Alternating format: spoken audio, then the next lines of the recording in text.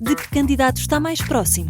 O votómetro Presidenciais do Observador dá uma ajuda a perceber.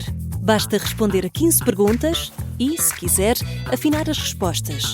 E o votómetro revela de que candidato está mais próximo e mais distante. O votómetro Presidenciais está disponível em observador.pt e tem o apoio da Toyota.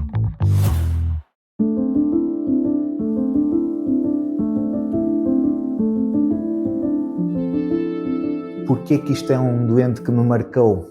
Às vezes ficamos presos ao facto de quando tudo corre mal. Neste caso foi precisamente o contrário. Tudo que podia correr bem, correu bem. Claro que isto nos deixa assim uma certa autoestima, um certo ego, que realmente conseguimos ajudar a pessoa e mais ninguém o tinha conseguido até então.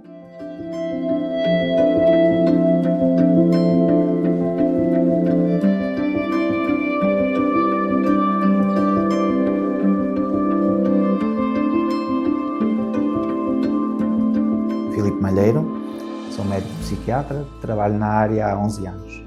Estamos a falar de uma história de um paciente que chega à minha consulta há cerca de 2 anos. Ele é encaminhado pelo Disque Disse, não é? Através de conhecidos, por apresentar assim um quadro relativamente grave, para não dizer muito grave, da sua depressão. Estamos a falar de um senhor com 48 anos que uma história muito larga na psiquiatria e que nos últimos anos, mais ou menos nos últimos 8 anos, com uma perda de funcionalidade grande. Funcionalidade deixa de funcionar a nível familiar, a nível pessoal, a nível de trabalho, deixa de trabalhar, sempre enfiado em casa, e os recursos aos cuidados de saúde que ele tem a partir daí, não é, nunca surtiram assim um grande efeito na melhoria dele. Este tipo de doentes é óbvio que nos carrega alguma frustração, para não dizer muita.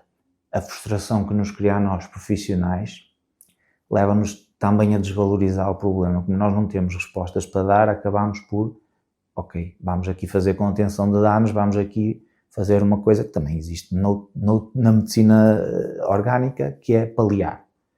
Vamos paliar.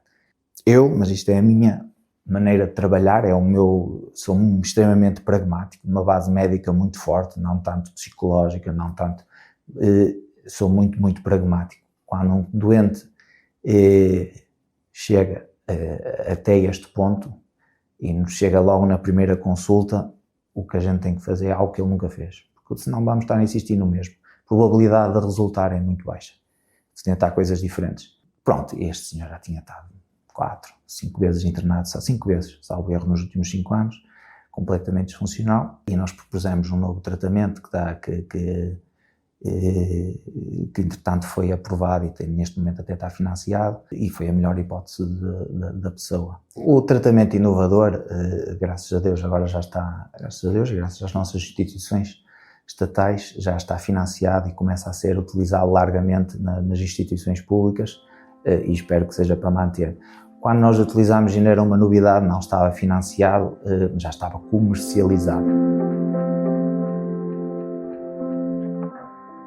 Marcou-me várias coisas. Estamos a falar de um senhor de uma família humilde, que fala a mesma língua que eu, nortenhos de Gema, é um senhor que sempre foi muito trabalhador, que tem uma doença, e foi isso a principal causa da depressão dele, que ele tem uma doença, uma atrofia muscular, causa neurológica, que lhe causa dor crónica e hipoacúsia, ao ponto de ter que colocar implantes cocleares. E esse facto dos implantes cocleares limita a nossa ação na psiquiatria, porque tudo o que é intervenções mais invasivas, como a eletroconvulsivoterapia ou mesmo a estimulação magnética, estão contraindicados. Depois ainda tenho uma outra particularidade que me marcou, que é diferente de muita gente, que foi a própria patroa que financiou o tratamento do doente. Este caso em concreto, este doente por acaso começa a sentir melhorias logo ao fim da primeira semana.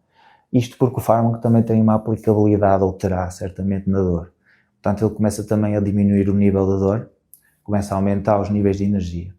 Tudo o que é a parte cognitiva, quando eu falo parte cognitiva, é ser o raciocínio, aquela questão de eu não sou capaz, eu não valho nada, tudo que seja pensamento demora mais tempo, mas fisicamente ele respondeu logo muito rápido.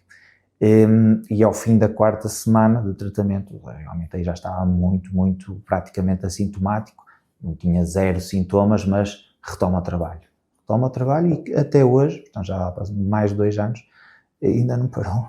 A família fica extremamente satisfeita com o que vê, não é? Começa a ser mais participativa em casa, deixa de estar o dia todo enfiado em casa, no sofá, a dormir, passa a estar mais ativo, convive mais.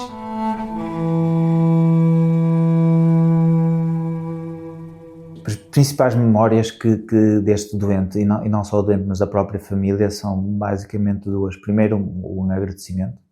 As pessoas que ficaram extremamente gratas mesmo e continuam muito gratas e que fazem questão de o referir vezes sem conta. E depois, com as melhorias, um certo à vontade que eu gosto, particularmente gosto, que os doentes desenvolvam comigo, um certo à vontade, um certo uso do vernáculo durante a consulta. São estas 2 coisas que eu penso nele e penso nisso. Pessoas agradecidas e genuínas. Neste caso, ensinou-me muita coisa enquanto psiquiatra, que precisamos de inovar, que precisamos ter opções para os doentes, que não são casos perdidos. Os doentes não são casos perdidos, que vale a pena investir nos doentes, fazer o esforço por eles de modo a recuperarem. E aí foi este o ensinamento, investir. Este e outros doentes mudaram substancialmente a minha maneira de atuar. Porque na psiquiatria, exatamente quando os doentes atingem um determinado patamar em que não há resposta, em eles estagnam, ficam naquele estado, o próprio profissional sente-se, desinveste no doente, desvaloriza, desinveste e atribui uma cronicidade ao quadro e vai ficar assim e não há nada a fazer. Se calhar há. E enquanto não se esgotarem as opções, temos que ir tentar.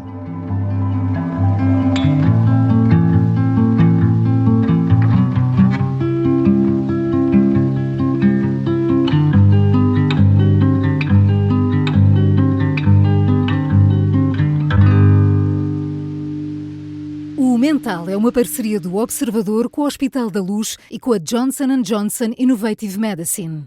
Conta ainda com o apoio científico do Colégio de Psiquiatria da Ordem dos Médicos e da Ordem dos Psicólogos.